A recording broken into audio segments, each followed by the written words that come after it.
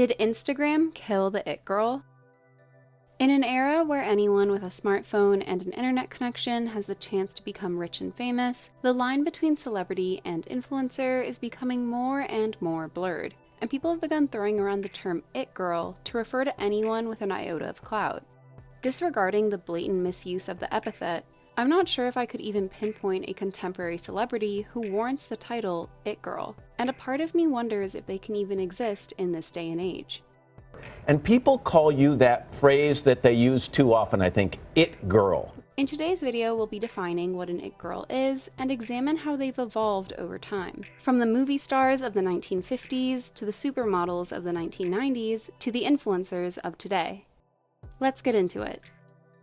The term it first gained popularity as slang amongst British upper-class society at the turn of the 20th century, and one of the earliest written uses of it in that context can be found in Rudyard Kipling's short story Mrs. Bathurst from 1904. In it he writes, quote, "That's the secret. 'Tisn't beauty, so to speak, nor good talk necessarily. It's just it. Some women'll stay in a man's memory if they once walk down a street." This quote captures the essence of it. You either have it or you don't. A more modern example that arrives at a similar conclusion can be spotted in the 2009 film 500 Days of Summer. It was a rare quality, this summer effect. The popularization of the term and concept of it in the United States is attributed to the 1927 film of the same name, which in turn was based on the serial by British author Elinor Glyn. The silent film begins by describing the concept of it, writing, quote, "It is that quality possessed by some which draws all others with magnetic force. With it, you win all men if you are a woman, and all women if you are a man. It can be a quality of the mind as well as a physical attraction." As the film points out, it was not exclusive to any one gender, but ironically enough, it's the popularity of the film itself that led to the term being associated with women. Elinor Glyn, appearing as herself in the film, further defines what it is, saying, quote, "Self-confidence and indifference as to whether you are pleasing or not, and something that gives the impression that you are not at all cold. That's it." This is a crucial aspect of it that is oft forgot today, which is nonchalance. Those who have it do not insist that they do, and they don't care how the public perceives them. It is that very disinterest in their own popularity that adds to the charm of it, and makes it further difficult to come by. When interviewed in 1950, Clara Bow herself lamented the loss of this crucial difference, saying, quote, "In my era, from 1926 to 1934, we had individuality. We did as we pleased, we stayed up late, we dressed the way we wanted to. Now they're too scared. Today they're sensible and end up with better health, but we had more fun." The film was a hit with American audiences and broke box office records at the time, turning its 19-year-old leading lady from an up-and-coming actress to the biggest movie star of the 1920s. Following the film, the term it girl would enter the cultural lexicon, often being used to describe the actress herself. When asked about it later in life, Clara Bow would express confusion about the term, recounting in an interview, quote, "When I first went to see Elinor Glyn, I sat there jiggling my feet and doing dance steps. Elinor said, 'That's my it girl.' I asked her what she meant, and she said you either have it or you don't have it. She said the only people who had it then were John Gilbert, Rex the Wild Movie Horse, and Clara Bow. Whatever it was, I guess I had it."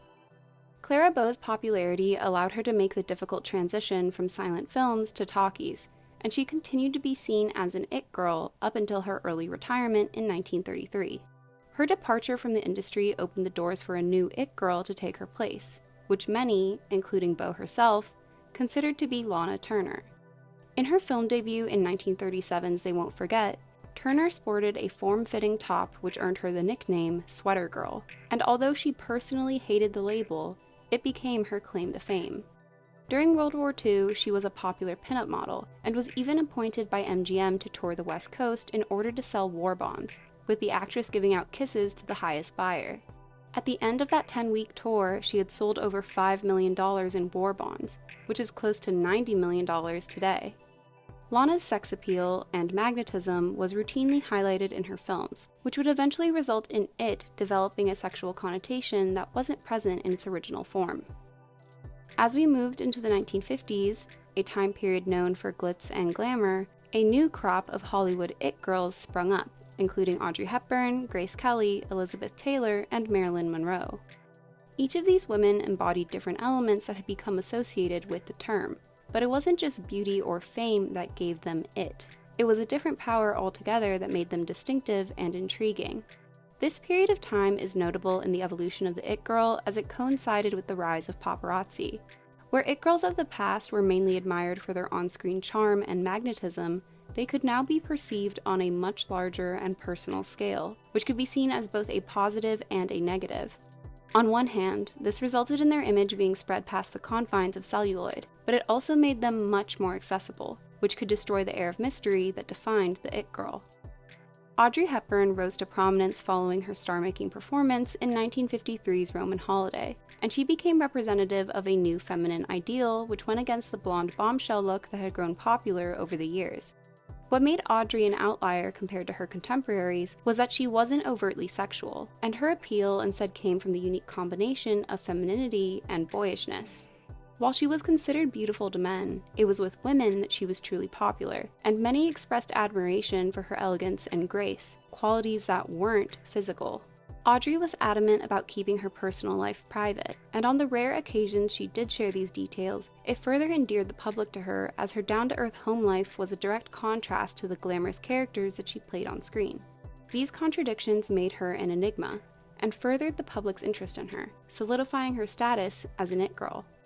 The public's perception of Audrey was drastically different from Marilyn Monroe, who at the time was lauded for her beauty but little else. You've got a lot of animal magnetism. In many of her most popular films, she was depicted as a dumb blonde, which many believed to be representative of her actual intelligence, and she would often be made out to be the butt of the joke both on screen and in real life.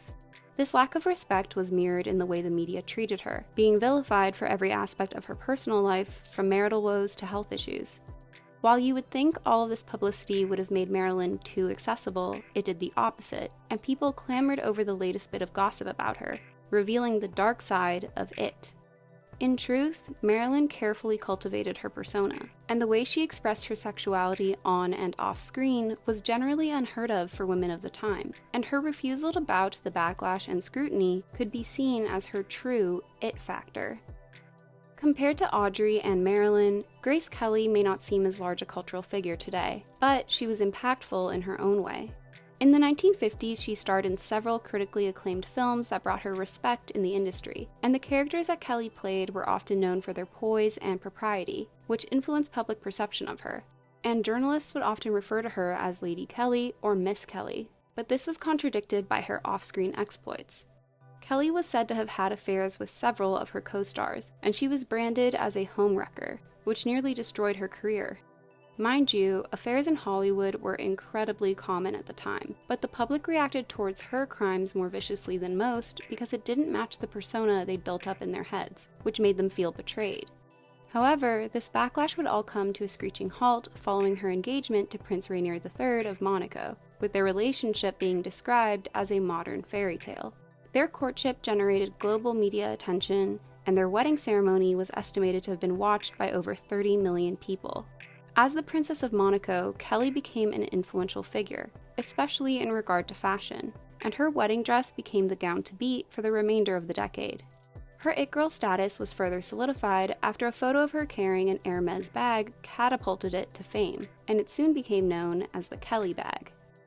Something that's to be noted about all three of these examples of it girls is their lasting cultural legacy, and how they continue to be referenced in pop culture. This is especially apparent if you view media that is centered around young women, with Gossip Girl being a prime example. In the universe, Serena van der Woodsen exhibits traits that are historically associated with the it girl, being beautiful and charming as well as mysterious and magnetic. But for her frenemy, Blair Waldorf, it isn't as effortless. But by emulating it girls of the past like Audrey Hepburn and Grace Kelly, she's able to recreate the things that make up an it girl. The 1960s ushered in a new wave of it girls, with many taking the form of a muse-turned-model like Edie Sedgwick, Jean Shrimpton, Jane Birkin, and Twiggy. Differing from the actresses of the past, these it girls were perceived as art, which made a crucial part of their identity their relationship to the artist. what is a muse? I mean, I was Josh Safdie's muse when he wrote Uncut Gems. Right. Do you know what I mean? Like things like Right. that. Edie Sedgwick was tied to Andy Warhol, Jane Birkin to Serge Gainsbourg, and Jean Shrimpton to David Bailey. While there was significant interest in their personal lives, it was their image that drew people to them, with each becoming the face of a certain style movement. Twiggy was the poster child for the androgynous gamine revival of the 60s, Edie Sedgwick the revolution of bohemian youth, and Jane Birkin the haute hippies of the 70s. Besides Twiggy, these women were hardly mainstream, but were considered trendsetters and tastemakers in smaller subcultures, and have a continued legacy today. What's interesting to note about this era of it girls is how it mirrored the past, and it could be argued that the very first example of a muse turned model turned it girl was Emma Hart. Born in 1765 as Amy Lyon, Emma came from an incredibly poor background but was able to use her beauty and charm to her advantage, becoming the mistress to a series of wealthy men, which gave her the opportunity to ascend the social hierarchy. She would eventually become the muse of George Romney, one of England's most fashionable artists, and as the subject of some of his most famous portraits, she soon became one of London's biggest celebrities and the face of the Romanticism movement. After marrying Sir William Hamilton, she took on the name Lady Hamilton and entered the British court, where she was considered a success, eventually befriending Queen Maria Carolina. But much like Icarus, Emma flew too close to the sun, and the court of public opinion turned on her in her 40s, and she died in relative poverty. Lady Hamilton's case brings us back to the idea that the it girl shouldn't rely on the public, because if you let them determine your worth, then they can take it away whenever they choose. In the 1980s, there was yet another change when it came to it girls, with the term being used to refer to socialites, young women who were wealthy, unemployed, and often pictured going to parties in the company of mainstream celebrities. This was immortalized by photographer Marina Garnier's Ladies Who Lunch series. She photographed members of the Manhattan elite not at a black-tie dinner party, but about town, looking every bit the trendy career woman, but without the actual career. I'd argue that these women weren't true it girls, as they lacked influence and recognition outside of their circles, but they did set the groundwork for socialite it girls of the future. As seen with Grace Kelly, the public has a fascination with royalty, and in the 1980s, Princess Diana became the latest it girl, being lovingly referred to as the People's Princess. Known for her elegance, charisma, activism, and fashion sense, Princess Diana's it factor could partly be to blame for some of her greatest hardships, like the disintegration of her marriage, with her husband, Prince Charles, citing that he felt inadequate in comparison. It could also be blamed for her death, which was caused by a group of hounding paparazzi, who were satisfying the public's obsession with her life. Come on, get lost. Diana remains a beloved figure to this day, and many royals have attempted to recreate the phenomenon, but with little success because they simply do not have it. In the 1990s, we saw the rise of the supermodel, with the most famous among them being referred to as it girls. These 90s it girls included Kate Moss and Naomi Campbell, who were not only some of the highest paid models at the time, but were also the face of several brands and graced the covers of the most popular magazines. This mysticized the it girl, and they became ultra beautiful women who could have it all and could do it all. They always wore the latest trends, were photographed at the coolest parties, and dated the hottest celebrities. Their lives were enviable, not admirable, and this inaccessibility was part of what made them it.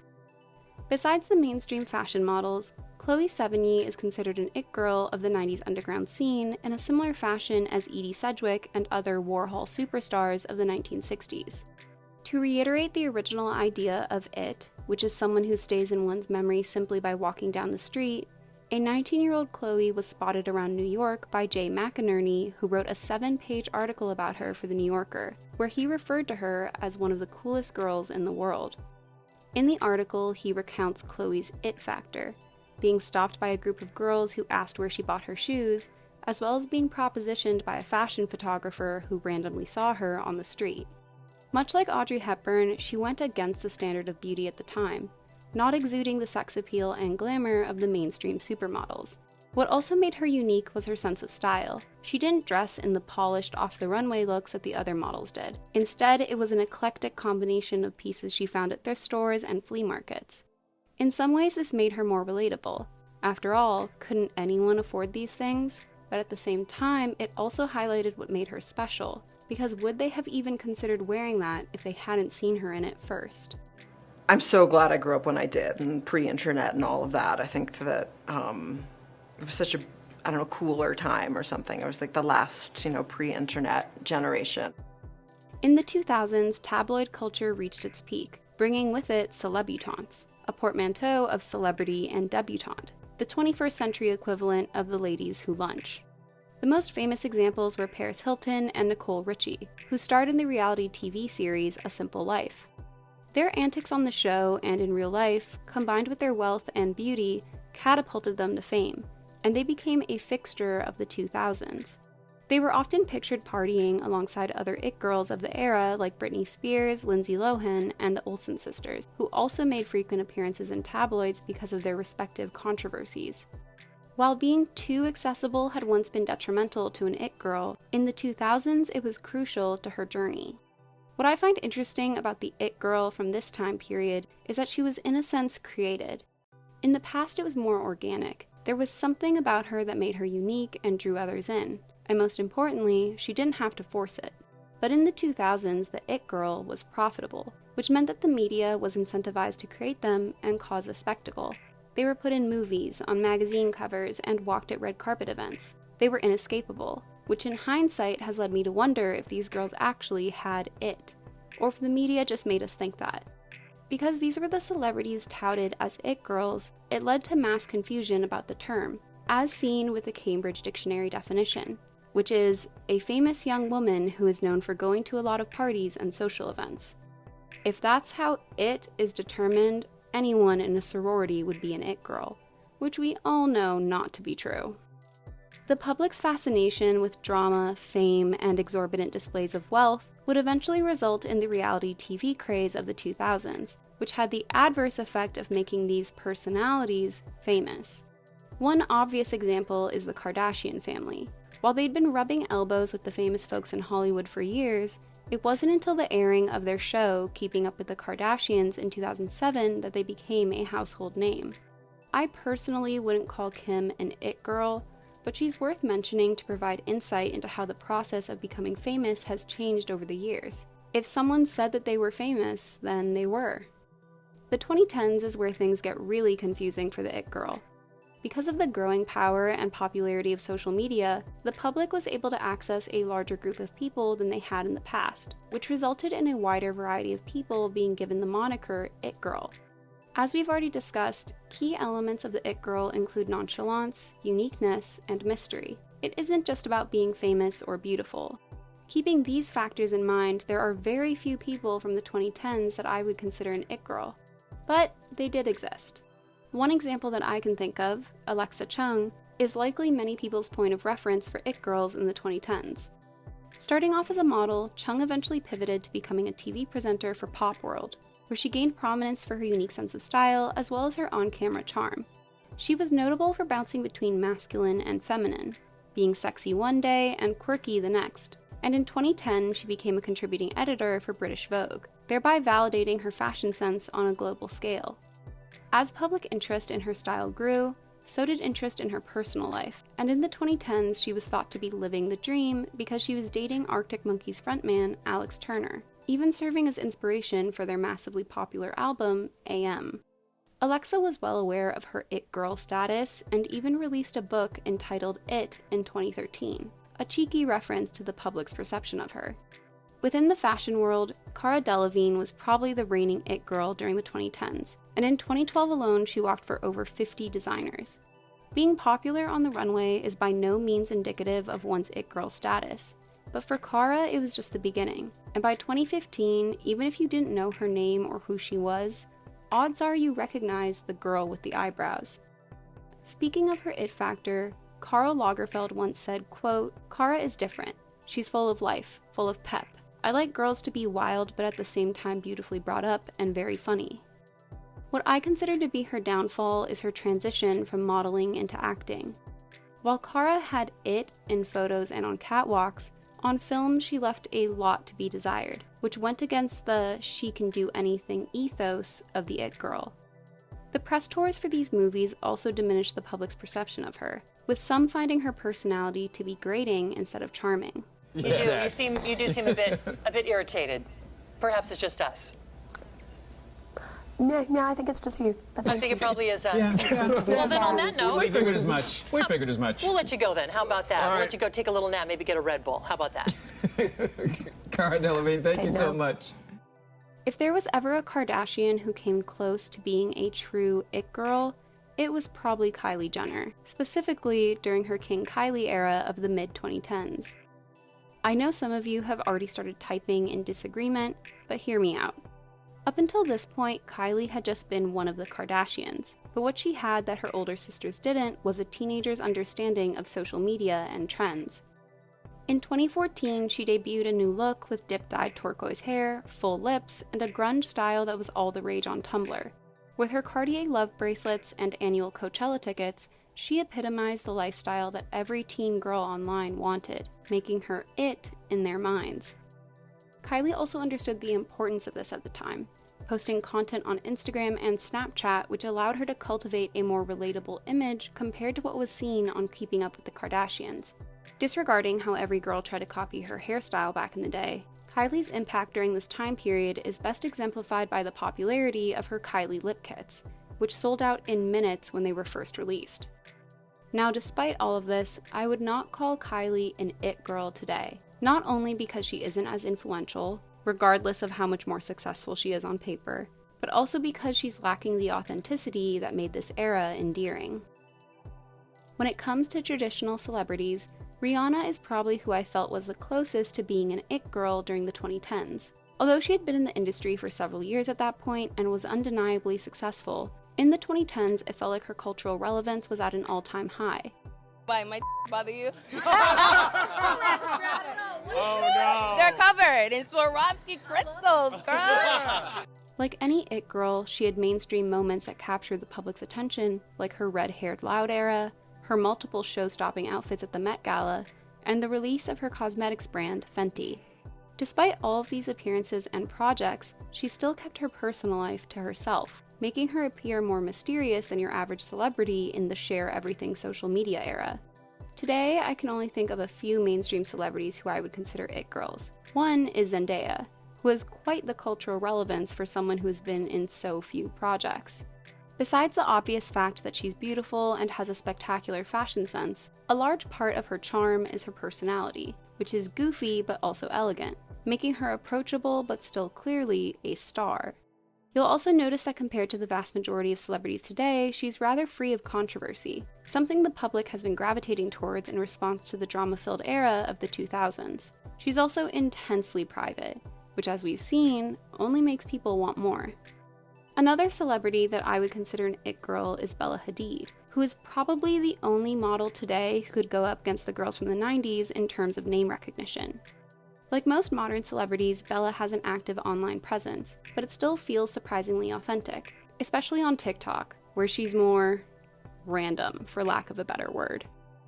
Bella's online presence feels less formulaic than other celebrities, which makes her come across as relatable despite being a multimillionaire. Not to mention that, like most it girls, she has a fashion sense that others attempt to emulate. Since we're talking about the 2020s, I obviously have to take a moment to mention influencers. As the name implies, it refers to someone who is meant to be influential, although that's often more true in theory than in practice.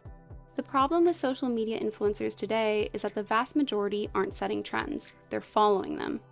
At its core, being an influencer is a job, one which can be directly affected by an algorithm. So more times than not, influencers set out to create content which has already been proven to work, downplaying any potential risk on their end. Rather than it being something unidentifiable, today it can be purchased, either with money or followers, and it is now used to push products.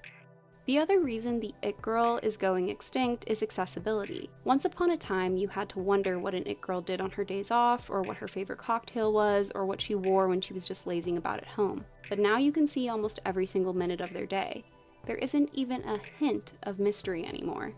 Because of the internet's reach and scope, it's possible for someone with hundreds of thousands of followers to be completely unheard of outside of their specific online niche, which is one of the biggest hurdles for an influencer hoping to become an it girl.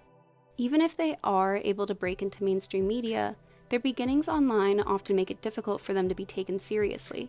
However, as we've discussed, having it doesn't necessarily equate to fame. And if we take all of the information we've gathered so far about what an it girl is, we might be able to find a few. Popular examples that I've seen of online it girls include Addison Rae, Devin Lee Carlson, Matilda Djerf, and Emma Chamberlain. But the latter is the only one that I personally think has a real shot at the title. Part of the reason why I think she succeeded where the others haven't is because her career began on YouTube, where millions of people engaged with her content because of her personality, not because she was dancing around or had cool clothing. It was her entire life that was enviable. And is there anything more it than that? Who do you think is a modern day it girl? I hope you enjoyed this video. Don't forget to like and subscribe, and I'll see you soon. Bye!